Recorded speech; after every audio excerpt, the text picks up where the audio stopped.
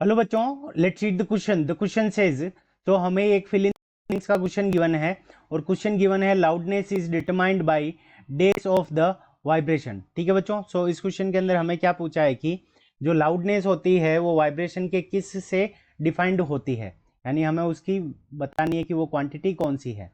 सो इस क्वेश्चन को करने के लिए हम क्या करेंगे, की कंसेप्ट अप्लाई करेंगे। सो की कॉन्सेप्ट, अब की कॉन्सेप्ट के अंदर हमारा जो की कॉन्सेप्ट होगा वो क्या होगा, loudness loudness is is determined by, loudness is determined by determined by amplitude by amplitude amplitude determined by the amplitude of vibration. ठीक है बच्चों, सो डिटरमाइन किसके द्वारा होती है, एम्पलीट्यूड ऑफ द वाइब्रेशन, यानी वाइब्रेशन का एम्पलीट्यूड हमारा कितना है उसके अकॉर्डिंग हमारी क्या होगी, उसका लाउडनेस डिफाइंड होगा। तो amplitude of the vibration.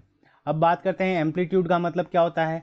Amplitude का मतलब होता है कि मैक्सिमम मैक्सिमम डिस्प्लेसमेंट। ठीक है बच्चों, एम्पलीट्यूड का मतलब क्या होता है हमारा, maximum displacement. Maximum displacement of A point, maximum displacement of A point on on vibrating on vibrating body. ठीक है बच्चों, अगर कोई वाइब्रेट कर रही है बॉडी तो उस बॉडी के ऊपर बहुत सारे पॉइंट्स होंगे, तो जिस पॉइंट का मैक्सिमम डिस्प्लेसमेंट होगा मीन पोजीशन से वही क्या हो जाएगा, उसका वाइब्रेशन हो जाएगा। तो हम इसको विद द डायग्राम देख लेते हैं। सो सपोज करो कि हमारी कोई वेव है, ये कोई वेव है, तो इस वेव के अंदर क्या होगा कि जब ऑब्जेक्ट वाइब्रेट करेगा तो उस कंडीशन के अंदर ये वाला जो पॉइंट है वो क्या कर रहा है, मैक्सिमम डिस्प्लेसमेंट हो रहा है उसका, इस वाले पॉइंट का भी क्या हो रहा है, मैक्सिमम डिस्प्लेसमेंट हो रहा है। तो यही हमारा क्या है, एम्पलीट्यूड। तो हमारा इस क्वेश्चन का करेक्ट आंसर क्या हो जाएगा, एम्पलीट्यूड।